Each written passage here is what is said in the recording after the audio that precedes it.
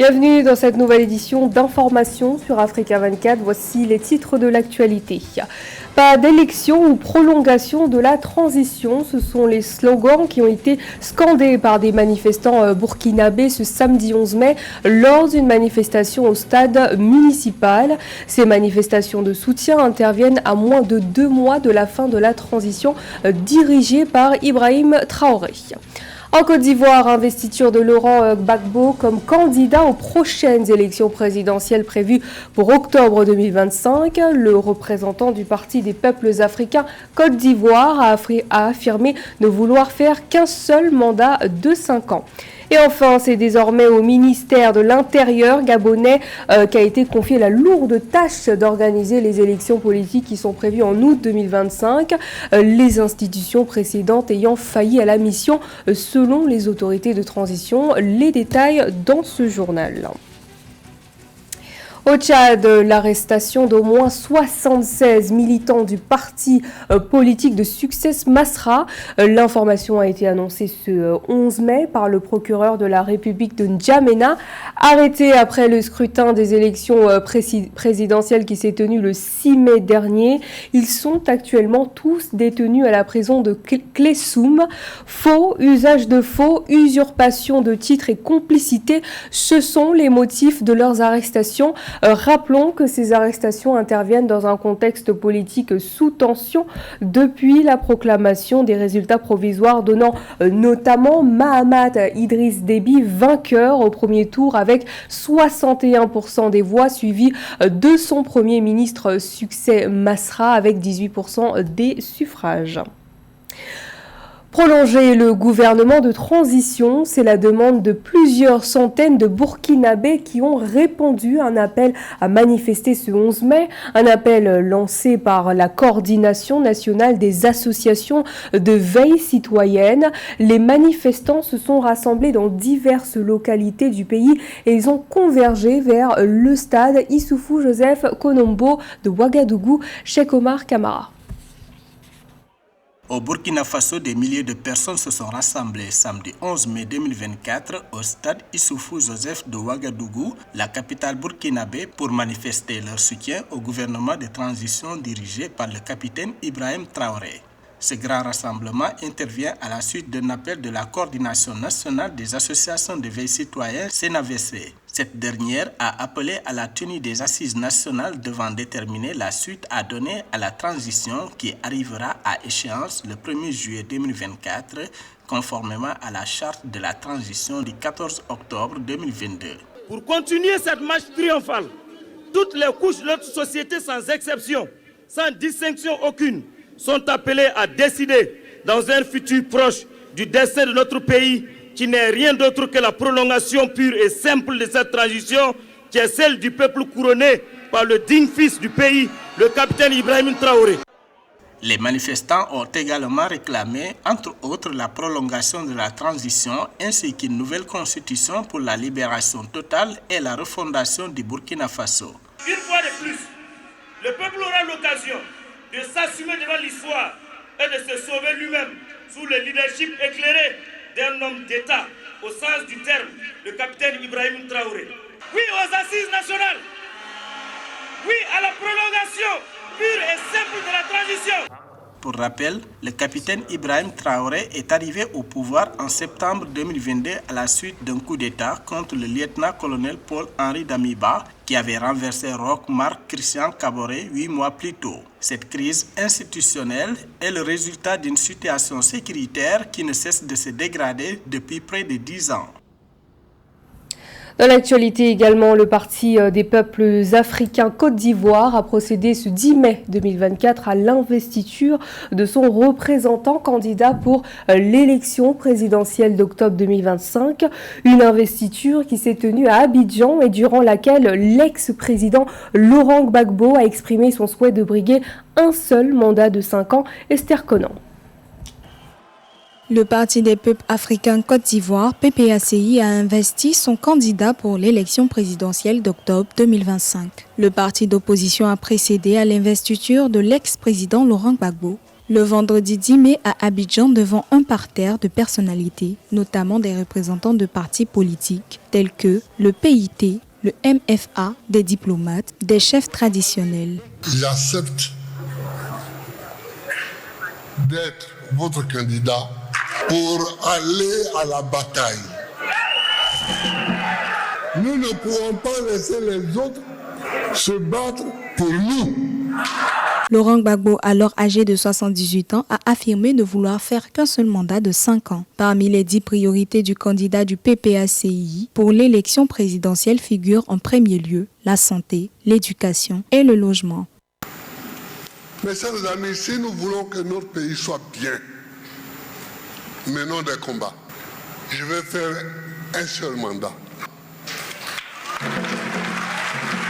Toujours inéligible à cause de sa condamnation pour l'affaire du braquage de la BCEAO en 2011, l'ex-président Laurent Gbagbo a été gracié mais pas amnistié, ce qu'exige son parti depuis son retour en Côte d'Ivoire. Alors qu'aux dernières élections locales, le parti de Laurent Gbagbo n'a remporté que 2 communes sur 201 et aucune région sur 31. La tension monte en Tunisie ces derniers jours et pour cause, les membres du Front du Salut National opposés au président Kais Saied ont manifesté dans les rues de Tunis ce 11 mai pour réclamer une date pour la tenue des prochaines élections présidentielles, mais aussi la libération des opposants et journalistes.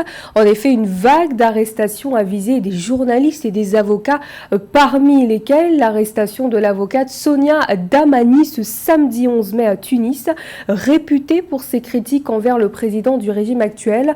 Une arrestation jugée spectaculaire au vu du nombre d'hommes cagoulés qui l'ont arrêtée alors même qu'elle participait à une mobilisation à la maison des avocats ce samedi sous les yeux de ses collègues. Au Gabon, l'organisation des élections sera désormais assurée par le ministère de l'Intérieur. En effet, le gouvernement de transition du Gabon a mis en place l'une des résolutions du dialogue national inclusif organisé du 2 au 30 avril 2024, celle de confier l'organisation des scrutins d'août 2025 au ministère de l'Intérieur. Une décision qui fait suite à l'échec des anciennes institutions en la matière. Nathalie Mouffe. Le gouvernement de transition du Gabon a mis en place l'une des résolutions du dialogue national inclusif organisé du 2 au 30 avril 2024. Dans un communiqué le 11 mai 2024, les autorités ont confié l'organisation des élections politiques d'août 2025 au ministère de l'Intérieur. Selon l'exécutif gabonais, cette mesure s'inscrit dans le processus de réhabilitation progressive des institutions dissoutes à la suite du putsch du 30 août 2023. L'organisation des élections sera désormais assurée par le ministère de l'Intérieur, comme c'est le cas dans les grandes démocraties du monde. La rétrocession de la gestion des élections au ministère gabonais de l'Intérieur signe la dissolution définitive du Centre gabonais des élections. Cet organe indépendant avait été mis en place en 2018 sur exigence de l'opposition pour rompre avec l'ascendant du pouvoir sur le ministère de l'Intérieur d'alors. Reconnaissant les craintes qui entourent ce revirement, le gouvernement de transition a rassuré sur le respect des principes de transparence et de liberté. Le CTRI avait dissous les institutions de l'ancien régime qui avaient failli. L'une de celles qui avait le plus failli était le Centre gabonais des élections, CGE. En tout état de cause, l'organisation des élections par le ministère de l'Intérieur sera entourée de toutes les garanties de transparence, de liberté et de participation. Dans le cadre de l'amélioration de la gouvernance au Gabon, un comité constitutionnel national composé de 23 membres a été mis sur pied le 8 mai 2024. Son rôle est de rédiger la nouvelle constitution du pays qui devrait consacrer l'inviolabilité de la séparation des pouvoirs ainsi que l'interdiction de la révision de la durée des mandats du président de la République.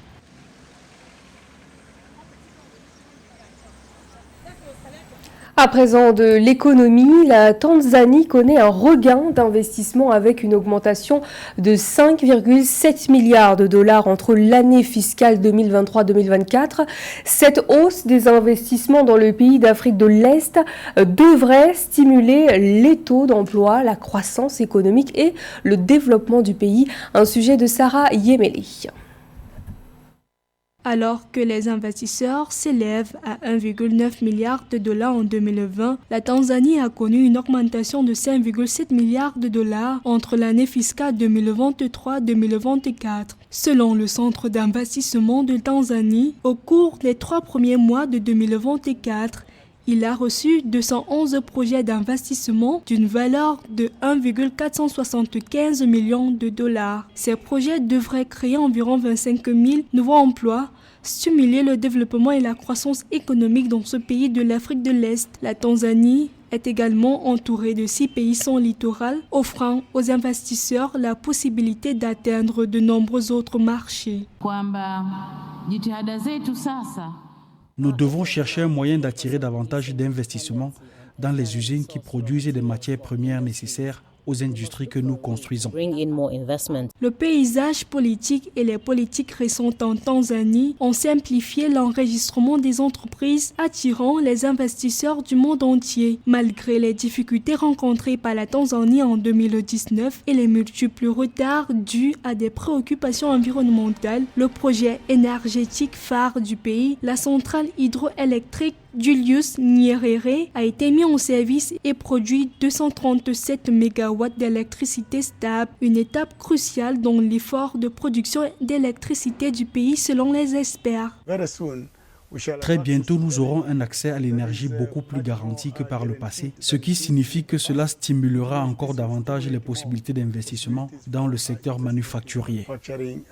Selon les experts, les secteurs de l'exploitation minière, du tourisme et des énergies renouvelables sont également mûrs pour l'exploration. Cette augmentation des investissements accroît l'influence du pays dans toute l'Afrique de l'Est. La Tanzanie joue un rôle central dans l'intégration économique, la promotion de la paix et de la stabilité grâce à l'expansion de ses routes commerciales et au renforcement des partenariats régionaux. Et enfin, la page sport, remise de prix en faveur de 250 jeunes basketteurs qui ont pris part à la 8e édition du Basketball Training Center, plus communément nommé le BTC à Douala. La plupart sont issus de différents centres de formation et y visent de grandes carrières. Un sujet de Narcisse Oum. Plus qu'une passion, un battement de cœur. Le basketball ce samedi 11 mai 2024 a été à l'honneur du côté du gymnase du collège Liberman de la ville de Douala. Plus de 250 participants venus des différents centres de formation ont pris part au 8e et dernier regroupement du Basketball Training Center 2024. Suite aux rencontres des équipes en catégorie U8, U10, U12, U14, U16 en garçons et filles, les 20 meilleurs joueurs de chaque catégorie ont été sélectionnés pour les matchs All-Star. En catégorie U14 garçons, Bous a remporté la victoire face à FAP sur le score de 17-12, tandis que chez les U16 filles, Team Linette gagne sur le fil du rasoir face à la Team Arlette sur le score de 15-14. Ici, Arlette et Kambi ravit le titre de MVP, tandis que Lokan Odilon est sacré MVP chez les U16 garçons, Siji Taïsi en U14 filles et Alain Akapo chez les U14 garçons. Lors de ce regroupement, j'ai appris à plus travailler mon handle, à jouer en équipe et à travailler mieux ma défense. Je suis très contente d'avoir appris le travail collectif parce que ça m'a aidé de gagner mes matchs et aussi d'apprendre à shooter. Parce qu'aux entraînements, je ne shootais pas bien. À noter que ce sont des enfants qui choisissent eux-mêmes les noms de leurs équipes et le public a eu un réel plaisir de les voir une fois de plus aujourd'hui. Même les parents se sont prêtés au travers du concours de lancer franc. Alors le BTC en abrégé, c'est le Basketball Training Center. C'est une association des différents centres de formation de la ville de Douala. Et nous avons des regroupements que nous faisons une fois par mois après que les enfants aient travaillé pendant 3 semaines. Aujourd'hui, c'était la dernière de l'année. Et la dernière de l'année, c'est le jour où on remet les récompenses les meilleurs joueurs, les meilleurs élèves à l'école, parce qu'on encourage aussi les études, pas simplement le basketball. Et c'était une fête. Il y a les parents qui sont là, qui participent. La cérémonie s'est terminée par la remise des médailles et trophées aux 250 participants. C'est la fin de ce journal. Merci de votre fidélité. Dans un instant, retrouvez une nouvelle édition de l'actualité sur Africa 24.